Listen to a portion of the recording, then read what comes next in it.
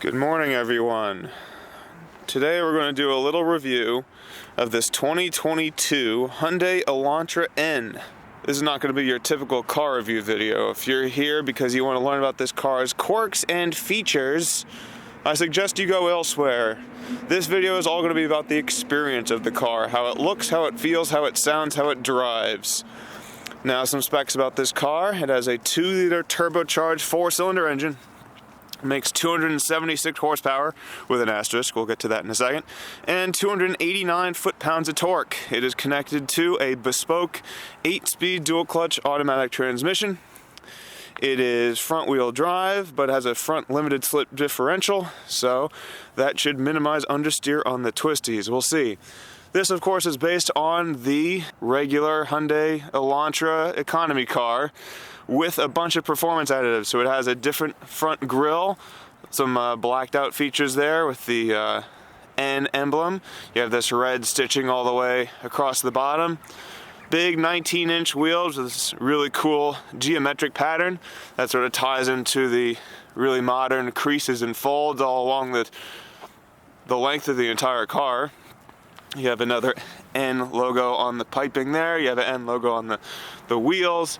They very clearly want you to know that this is a different product. You have a black spoil on the back here, very nice. Again, kind of origami styled, all the different folds. Dual exhaust with active valves. We'll hear that when we're inside. Overall, a very nice looking car. They took an economy car that by itself looked pretty nice, and they just added a bunch of cool performance stuff on it. I like it. Some people might think it's a little too aggressive, too many creases and folds. Now this car with the automatic transmission is rated 20 city, 30 highway. We'll see what we get on our drive today. And at the end of the video, we will compare this car to the car you might have seen in the background. This is another blue sedan with a 2-liter turbocharged 4-cylinder engine, making approximately the same horsepower, 272 versus 276, makes 280 foot-pounds of torque instead of 289 foot-pounds of torque. So we'll see, are these cars as similar as they seem? This car, Acura TLX, has Acura's super handling all-wheel drive, sends 70% of the power to the rear wheels, whereas this has a front limited slip differential. How much of a difference will that make in the handling? One thing I do think will make a difference in the handling is that the Acura, being a premium product, has heavier materials and weighs approximately 700 pounds more than the Hyundai. Alright, sitting inside the Hyundai Elantra N. First thing you notice is it looks quite nice. It looks modern. You have this mood lighting strip along the air vents there. You can tell it has economy car roots in it because that's hard plastic, this is hard plastic, this is all hard plastic. You do have this giant holy shit bar that they put in nicely for you. Good standard radio and climate buttons. Push button start, of course. Big screen that sort of ties into the main display screen over here with this little vestigial thing off to the side that no one really knows what it's for, including Hyundai. You do have this nice sort of velour finish off to the side with this little perforated section there.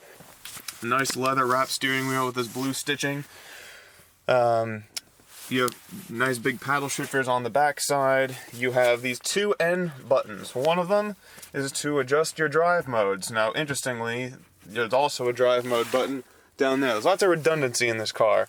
The second N button is to put you into N mode, which is the most aggressive mode, and they're essentially custom modes where you can set one to be as aggressive as you want or as calm as you want, whatever you want, really. And then lastly, you have this red button, NGS. This is where that asterisk for the horsepower figure comes in that we were talking about earlier. So this engine makes 276 horsepower until you push this button, and then for a short while, I think it's like 30 seconds or something, you'll make 286 horsepower. Wow. You do have metal polished pedals over there. Nice leather wrapped gear selector, manual parking brake, and it comes with these very aggressive front bucket seats with this nice fabric and leatherette on it. With you have some blue stitching in there. They're very nice. They're very comfortable. You can tell they are made for racing. You even have the little hoops here that you could put a racing strap through there with the N logo, of course. They are both manually adjustable. Good thigh support. Very aggressive bolsters. Hold your lower back quite well. The upper back also has some pretty decent bolstering. My only complaint with them is that while the bolstering on the seat cushion they hold you nice and snug, to me they hold me a little too snug. The arms there are a little too close together. They sort of force your legs closer together if you have maybe a slightly bigger shape. I do have plenty of headroom. The visibility, it's okay. The pillars are somewhat thin until you get to the base of them. Then the 8 pillars are quite thick. But you do have a big, nice front windshield there. And let's head to the back seat, see how it is. Sitting behind myself at 6 feet tall. Foot room where I have the seat, there's not much foot room at all. The toes are kind of squished, but I do have a good amount of leg room. Probably about, I'm going to say 4 or 5 inches of leg room, depending if I have my legs in the center or off to the side. Headroom is a bit tight, even with this roof that kind of curls away there right at the end where the sunroof ends. My hair is brushing the roof. So good leg room, not great foot room or headroom. You do not have any air vents back here, unfortunately, and all the plastics are hard. Visibility out the back, blind spot is okay. You do have modern safety features. You have blind spot monitoring. However, on the outside, you'll notice the Acura has a front side window, a rear side window, and a 3/4 side window, whereas this one only has the front and the rear. There is no third window here. There's a little panel where you see they could have maybe put something, but I think maybe rollover protection they couldn't. Additionally, the headrests are actually taken out of this car right now, so with those in place, it would hinder the rear visibility, but that rear windshield is decently large. In terms of thigh support, it's kind of lacking. The only part of me touching the seat is my butt. But it's nice and cushy, nice and soft. You do not have a center armrest back here. This piece does not come out, unfortunately. And the seat only folds as one piece. It's not a 60-40 rear split. It all comes down together. Now, the thing about the Hyundai Elantra N, if we were to fold down this seat, behind there you would see a red X-brace that stiffens the chassis. You can take it out. The owner of this car has taken it out just so you can pass things through the trunk a little bit better. So that's the inside of the Hyundai Elantra N. Let's see how it is on the road.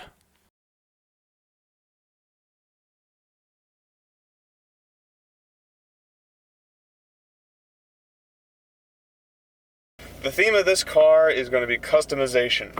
First off, you have so many different displays you have on the screen. You have your tire pressures, you have your active safety stuff, you have your engine and oil temp, your turbo pressure and torque. You can do lap times, you have a G meter, you have your speed, navigation. And then when it comes to the drive modes, we'll review that real quick. We have Sport, Eco, and you can hear those, even at idle, you can hear those active exhaust valves close. Then you have Normal. Then you have N mode. Nice animation there with some flames. Your N mode menu. And you have sort of data here, throttle position, your horsepower, another tach here. You can do a lap timer. You can set up a map for your circuits. It has pre-programmed racetracks in there, which is kind of awesome. And then here are your settings for N mode. So you got your engine setting, which I believe is normal, sport, and sport plus. Steering the same, suspension the same, transmission, exhaust sound. We'll get to that next second. Your stability control, we are not going to turn that fully off today. It is 37 degrees. And then your LSD, how much power you want to send to the inner front wheel. You have launch control options. And then lastly, you have, this is why it's in N mode. You have something called active sound design. This has nothing to do with what the car sounds like from the outside, but from the inside, through the speakers, you can change how the car sounds. You can either give it a sporty sound, whatever that means, a high performance sound, whatever that means, or you can mimic the sound of Hyundai's TCR race car or Hyundai's WRC rally car. So you do have a sequential style manual mode in addition to the paddle shifters. Alright, let's see, normal mode. Not a hint of understeer there. The feeling you get from the seat here is that you're sitting pretty close to the front of the car. You don't feel like there's a big hood in front of you. You definitely feel like you are in a front-engine, front-wheel drive car. You feel like you're right behind the front axle, is sort of the feeling. It honestly makes sense. You do iRacing, and you like to have a little bit more of a zoomed-in perspective. This car, the way you sit in it, feels like that. Like you're almost zoomed in a way. Yeah. Nice steering weight, even in normal mode. Feels nice and direct. I would say sort of medium weight, but with better than average response. So we're going to test the exhaust here, so just listen. This is Eco. And then normal. About the same. And now Sport. Definitely more grumble, more roar. Now with the drivetrain tuning, when I go to Eco, okay, it does drop the RPMs just by a little bit, and then normal keeps them there. Also, Sport, yeah. Instant shifts. Part of that, I think, is the fact that it's a digital display, so the needle can like jump instantly, so it gives you the sense that the transmission's nice and snappy. But even without that, it is nice and snappy. One thing I think is interesting is even when you're in normal automatic mode, the car shows you what gear you're in, just in case you were curious. Alright, we've got coming to a roundabout here. We'll try Sport mode. See what happens. Again, it is cold, so I won't push it too hard.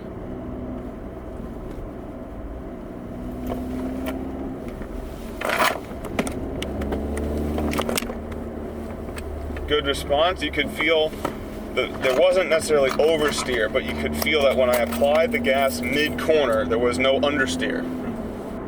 So now we're going to test the adaptive damper system. We're going to start off in Eco. So Eco mode, theoretically, should give us nice, cushy suspension. 10 miles an hour. Yeah. Now these are, again, 19-inch wheels. Tires are 245/35, I think, so pretty thin sidewalls. It's pretty nice. Let's try normal mode. Honestly, feels about the same, maybe a touch stiffer.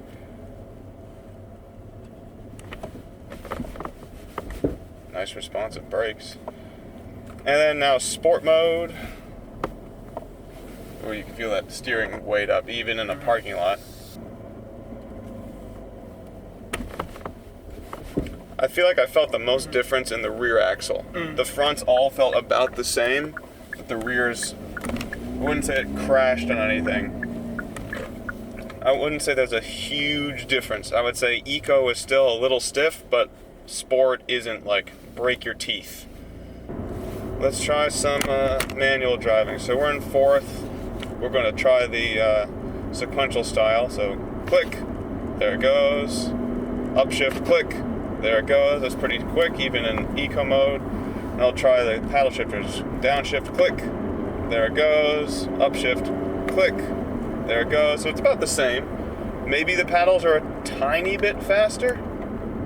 Alright, so now we're in N mode. I can feel every undulation in the road coming through the seat. Again, it's not super harsh, but definitely not a refined experience. And highway merge. This thing can get you into trouble. That is cool. It's like the amount of power and boost that you get from a launch. It feels like it maintains that even at speed, which is impressive. So now we went from N mode into Eco. So from extreme to one end of the extreme to the other. Instantly, the amount of bumps I feel through the seat cut by 80%. It got much quieter. This is an 8-speed automatic, so let's see what kind of RPMs we're doing at 65. We're about turning 1,600 RPM at 65 miles an hour. It's not bad. Not a ton of tire noise, surprisingly.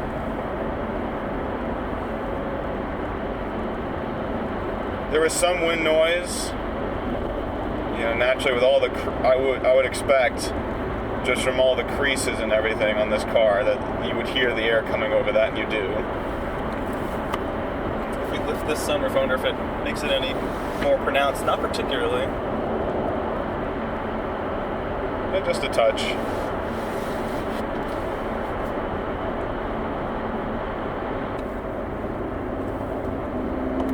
See, I think between Eco and Normal, there's not a ton of difference. Normal, I think, basically heightens throttle response, and it is more willing to downshift. There's not really a difference in the engine noise or exhaust noise or steering feel, from what I can tell. The steering only really weights up once you get into sport. Let's try TCR.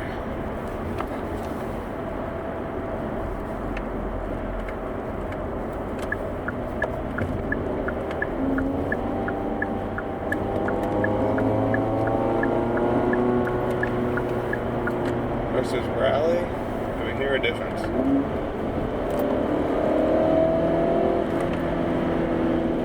I'm not sure that that's working on this car. It's like if it's like a minimal pitch difference, but it's not like the Off throttle, quite neutral.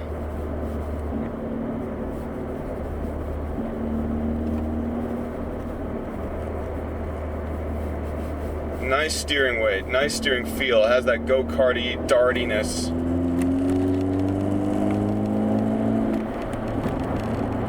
Nice burbles from the exhaust.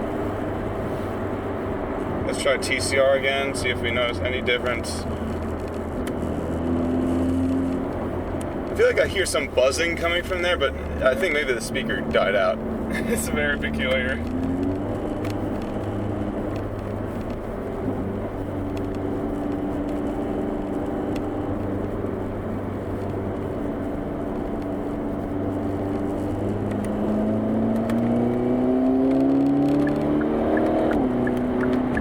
And there's highway speed. It happens quick.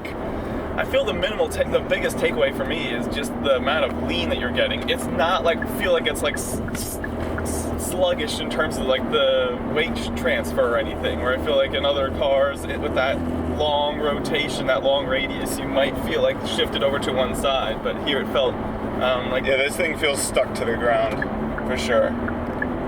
And then we'll go back into Eco. And the car goes... so much quieter. You don't have the exhaust sound, you don't have the piped in exhaust sound, softer ride. The one thing that does not change is the seat. The seat remains aggressive. Again, I think if you're in the 150 to 170 pound range, these would be good seats. If you're 180 or more, you might feel like it's squeezing you a little too tight. The longer I'm sitting in it, the more I realize I want my back is being kind of pushed forward out of the seat, especially with a jacket on, is being pushed forward out of the seat by the side bolsters, and my legs are being squished together. So not great road tripability, but certainly they will hold you in place on a track. You honestly sort of forget at times the economy car bones of this car when you just drive it and you focus on what it's doing when you press the gas, steer the wheel, until you start touching around and you're like, oh yeah. But that means that instead of spending the money on surfaces you won't touch unless you're reviewing a car, they put it into the performance. And that's very cool. This is known as one of the best performance cars for the money. Let's try some throttle response here. So 5th gear and off the gas, gas. It's a little bit of turbo lag, but the engine responded instantly. That is good stuff. and gas. You can feel that turbo lag. It's like engine, go. So this car can definitely be your daily as long as you like the seats. I honestly think the suspension is soft enough. You know, obviously you don't want to do off-roading in this. If you live in the city where there's a bunch of sewer drains and potholes, maybe this would be too rough.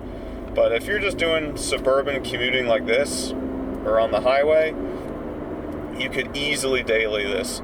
It's quiet enough in eco mode, but really it'll come down to the seats. If you like the seats, if you can sit in them for long periods of time.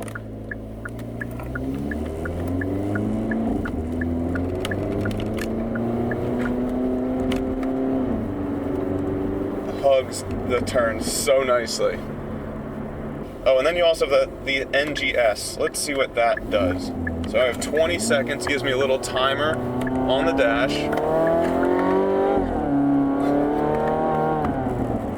So we got an extra 10 horsepower. I'm not sure where it gets that from. It might just let the turbo like get extra boost or something. And now we're out of it. All right, off throttle and gas.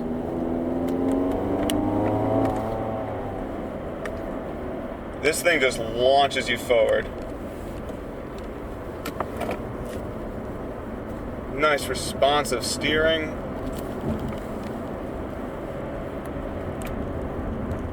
This is a Jekyll and Hyde machine. Truly is.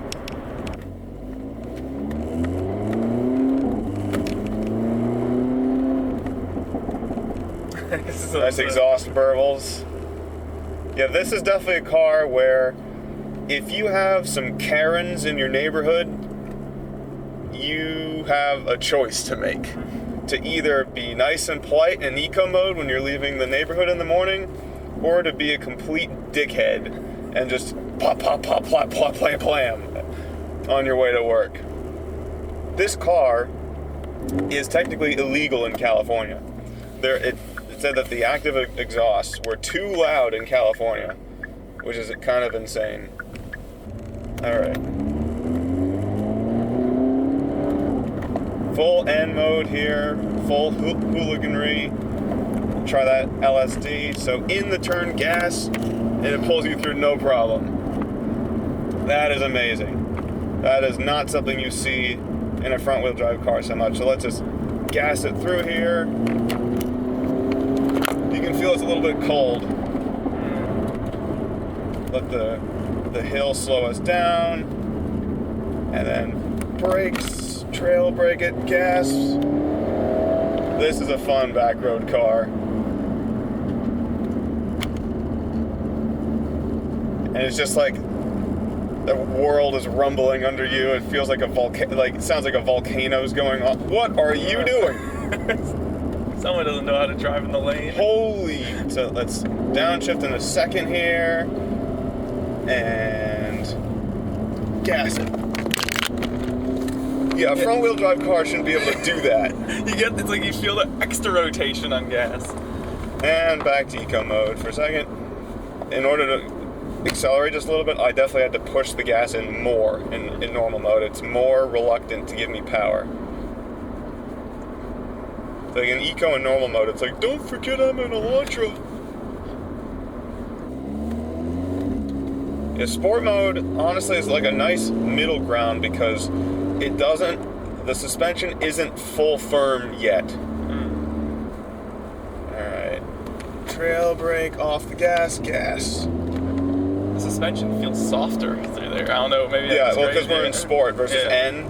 There is definitely a suspension difference between sport and N. There's a big leap there. Alright. Brake. Gas. Oh no, you can feel the inner front wheel spinning just a little bit because it's cold. But it held the line so nice. And just for the heck of it, let's try eco mode for these turns, just to see, is there still some fun to be had?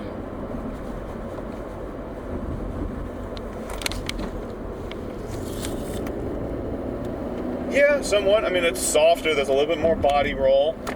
This just a tiny bit more. And also, in order to accelerate out of the turn, you have to push further into the pedal. But it's not bad. Now let's try normal mode around these turns, see how it is compared to eco. Off throttle. Nice responsive steering. And no one's coming.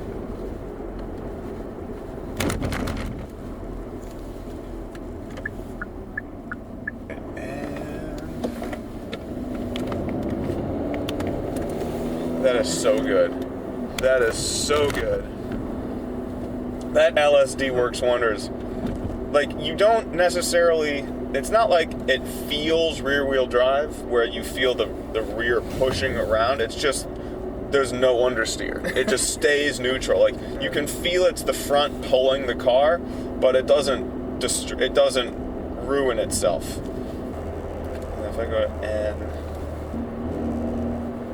it's so hard for N not to be your favorite mode. It's so much, such a step above everything. If I had to put the modes on a scale from 0 to 100, where eco is 0 and N is 100, I would say, honestly, it almost feels like it's split into thirds. It's like eco is 0, normal is 33, sport is 67, and N is 100. Almost sort of feels that way, especially just in the suspension feel.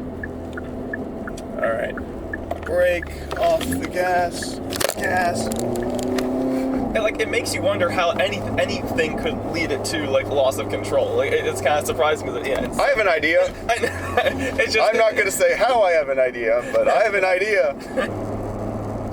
All right, off the gas. Brake, downshifted for me, very nice. And accelerate. Very nice. All right, so off throttle, tiny bit of understeer, and then gas it. Oh, that's just beautiful. It won't make you forget about the road noise though, and like the road bumps. You do definitely feel those, but it helps. Yeah. It feels like a golf cart with a roof. Or not, sorry, a go-kart with a roof. Two different things. Yes.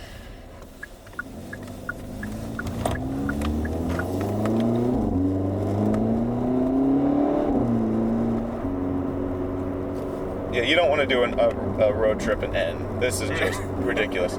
Now, you do have the custom. The custom N feels, or the one that we have set up, where everything's sport except for suspension and transmission, to me feels like somewhere between normal and sport, because it has normal suspension, but everything else is so tuned up. This is so much more comfortable. Yeah, I feel like the big takeaway is you have all these options and it can feel overwhelming, but I feel like in some ways it is just nice to have those because they do have their clear differences, and they are spaced out well enough so that they're not all close where it's like, oh, you have a Sport and Sport Plus, but I can't feel the difference. Here, those gaps are large enough, so if you do feel like you prefer a different mode, that is going to be different enough to be worth it. Mm-hmm. All right, welcome to the Acura TLX. 1 year older than the Elantra. This is the 2021. Interestingly, these are both the first year of their respective generations. Just a quick interior refresh of this in comparison. On one hand, it's a little bit more old school. You have analog gauges. You have what feels like a smaller screen that's not even a touchscreen. But other than that, it's a lot nicer in here. It's a lot more styled. This is a bespoke interior for this car. It's not shared with the Accord. The engine, this 2-liter turbocharged, even though it's the same size as the Elantra, this is actually in the same family of engines as the Accord 2-liter turbo from the previous generation, and the Civic Type R, and of course that also means the Integra Type S. This has a smaller turbo than those, so this makes 272 horsepower instead of about 310-ish is what they make. Same leather-wrapped steering wheel. You have more soft materials all throughout. I put paddle shift extensions on this. The stock ones are a little bit shorter.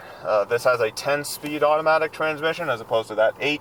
The Elantra's automatic is a bespoke transmission for that car, and this transmission came from the Honda Odyssey. Okay, yes. We will see what that means. Biggest dial on the dash is this, the dynamic mode.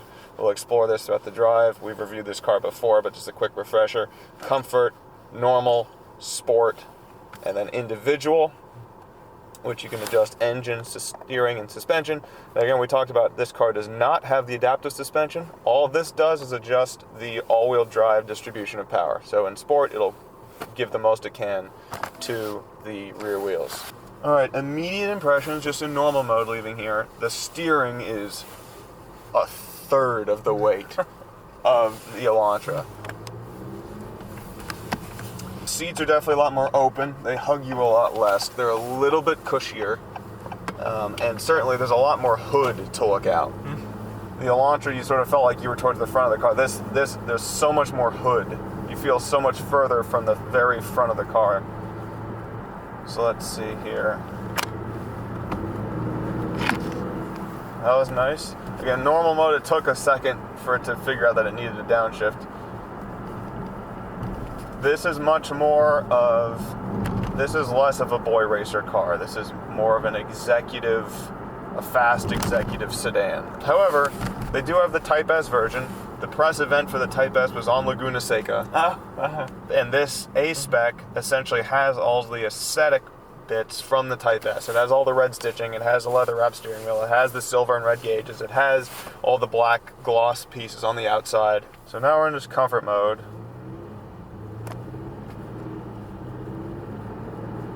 I detect the shifts are a little bit smoother. There's less of a snap between shifts.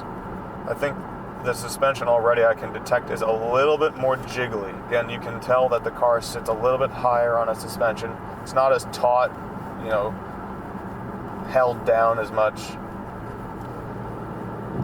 That's the downside with this car. The transmission is a little bit confused sometimes because it's better for the engine. It's better for fuel economy if the engine downshifts before it gives power to the turbo. Otherwise, if you use the turbo before it's downshifted, you're just sort of lugging the engine.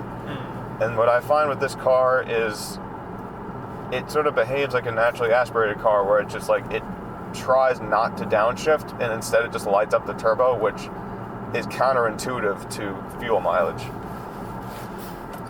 We'll go into sport mode. We do have a traction control off, which is also a partial off. They even admit that in the manual, that it's not a full off system.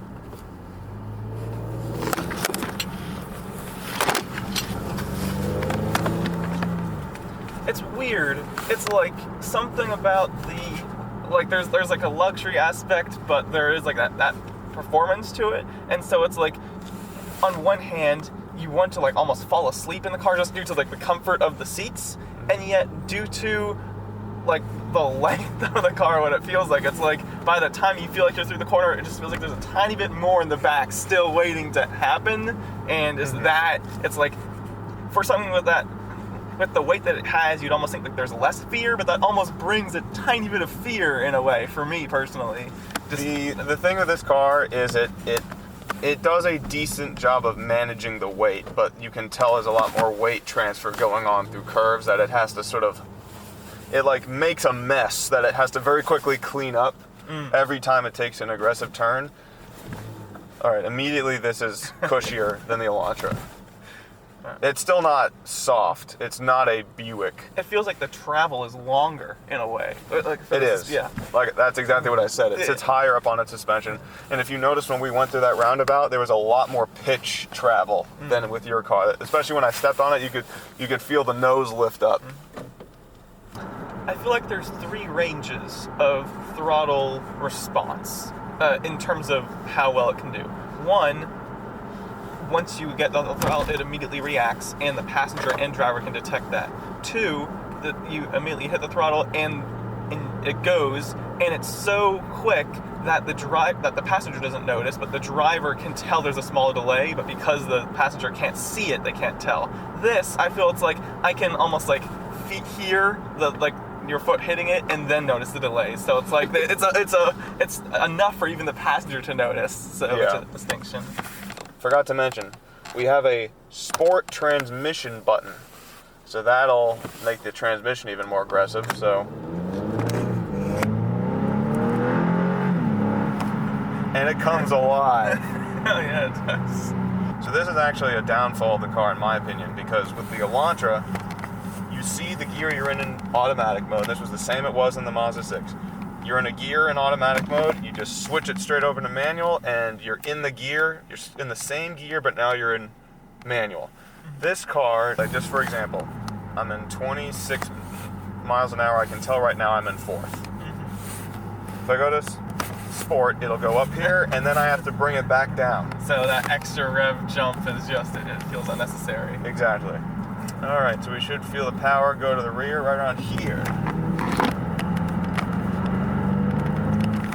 It's like due to the weight of the car, I feel like the acceleration from 0 to 15 or stuff is a bit compromised. But once you get to like 15, I feel like it's as competitive, like just that torque, as anything. The steering is incredibly quick. The ratio, so darty.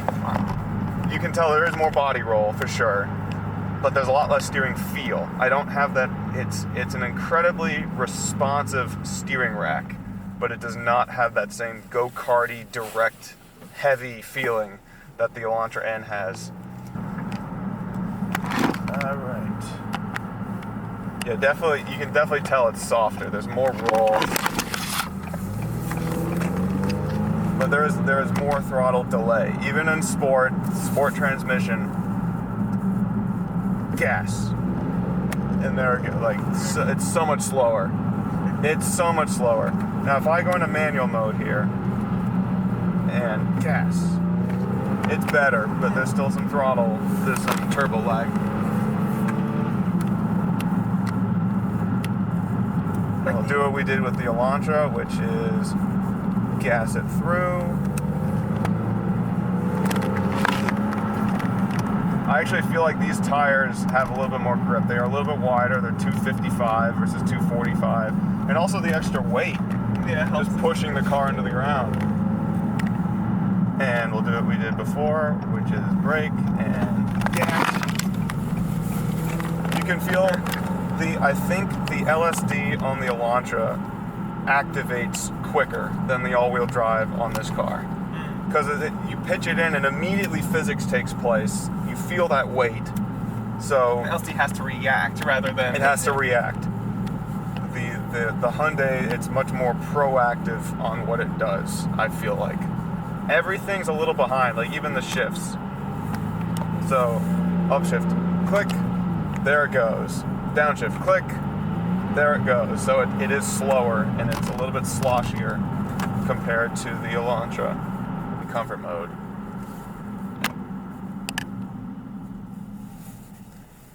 At an idle, it's nearly silent compared to the Elantra.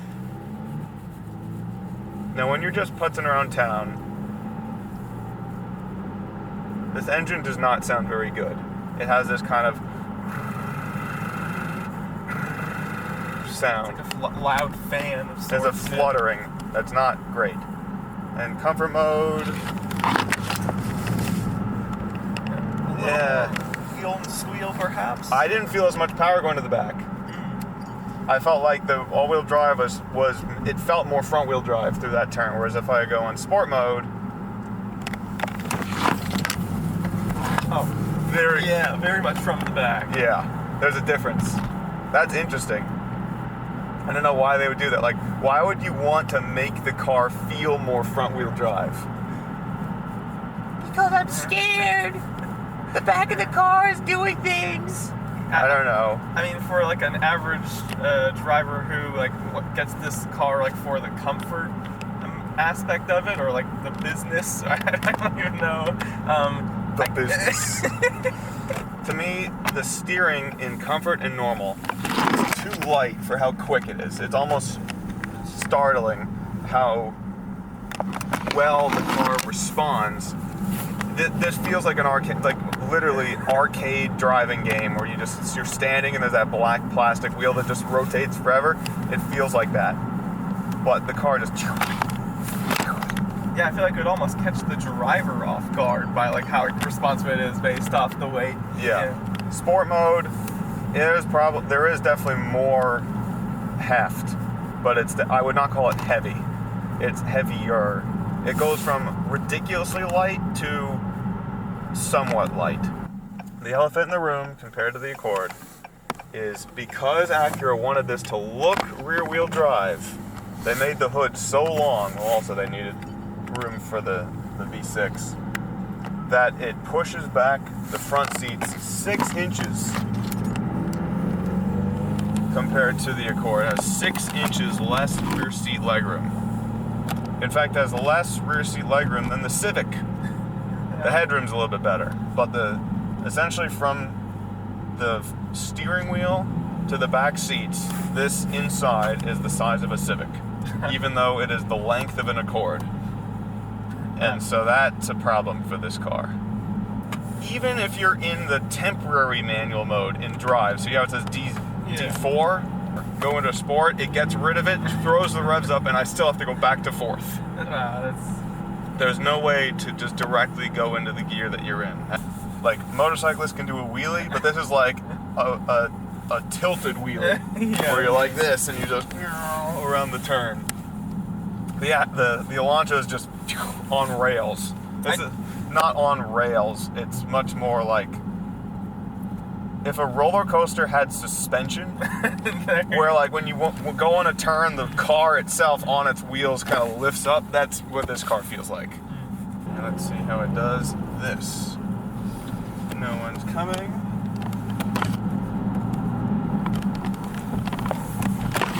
Gas. Yeah, it does so well on the rear, getting it planted down. You can feel the rear is pushing the car forward.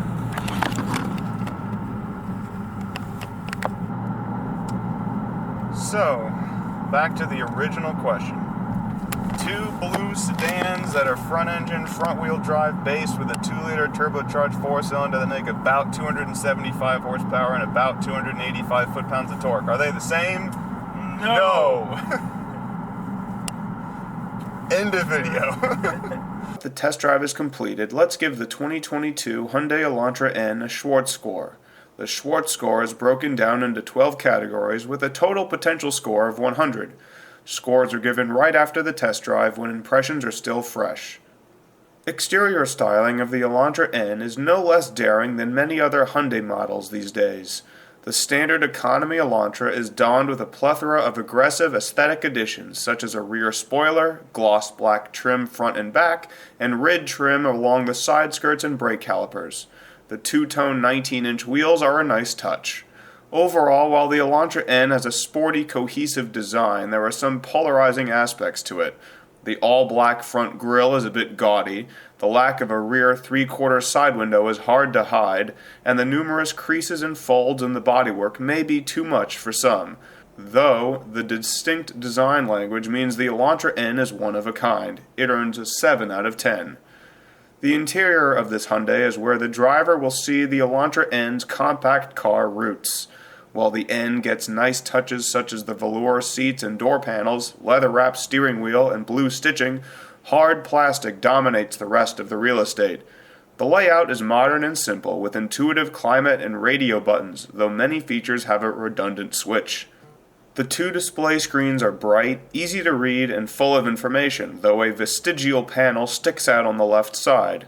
Unfortunately, interior quality of the Elantra N does not seem to have been towards the top of Hyundai's priority list. It gets a 4 out of 10 here. The front seats are unique to the Elantra N, and they are certainly track-ready with aggressive bolstering on the seat back and cushion.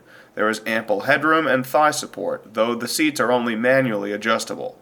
The seats are adequately cushioned and are heated. Those with larger frames may find the seat overly snug. The seat cushion bolsters hold your legs together in a way not compatible with longer road trips, and the seat back bolsters can occasionally squeeze your back off the seat back. Overall, they earn 6 out of 10. The rear seats are a mixed bag. Footroom is lacking, and headroom is marginal for those above 6 feet tall, though there is plenty of legroom to the seat in front. Unfortunately, that's about where the niceties end. Rear occupants are welcomed with hard plastic door panels and are not granted rear air vents, seatback pockets, center cup holders, or much thigh support.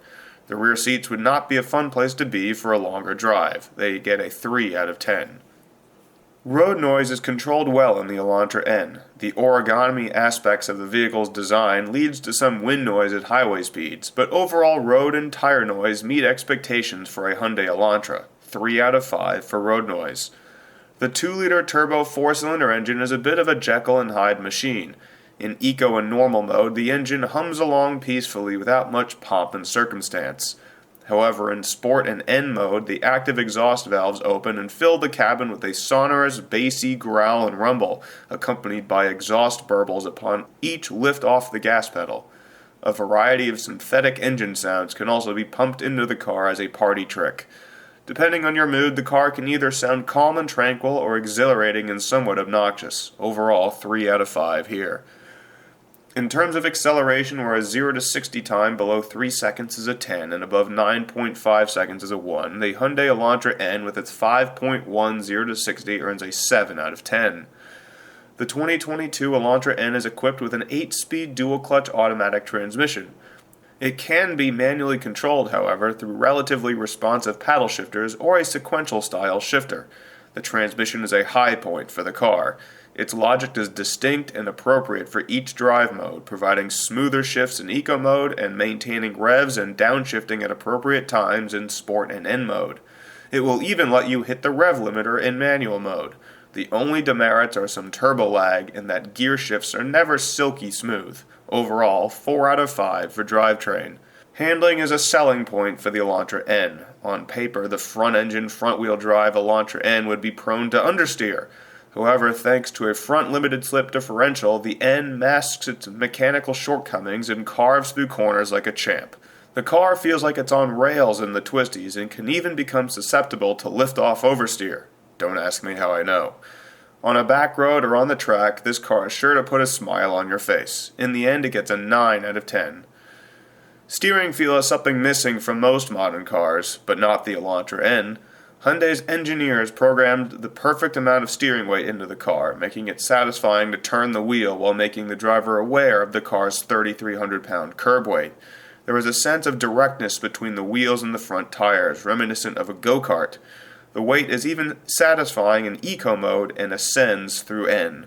While it could be even better, kudos to Hyundai on this one. 8 out of 10. Ride quality in the Elantra N varies, to say the least. To start, the car sits low on its suspension for handling and has 19-inch wheels. The adaptive suspension means that eco mode rides comfortably, albeit a bit firmly. Road imperfections are masked, while larger bumps can only be absorbed so much. In N mode, it almost feels like there are shock blocks in the car. Every crack in the pavement, every ridge in the concrete, every pebble in the... You get it. N mode is stiff, but it aids with the impressive handling. Frankly, the ride is never uber cushy or comfy. It earns a 4 out of 10 here. Visibility in the Elantra N is adequate. The front windshield is short but wide. The base of the A-pillar is thicker than it could be, and though it lacks a rear 3/4 window, visibility around the C-pillar and out the back is quite good. Blind spot monitoring and other safety systems aid with ascertaining the corners of the vehicle. Overall, 3 out of 5.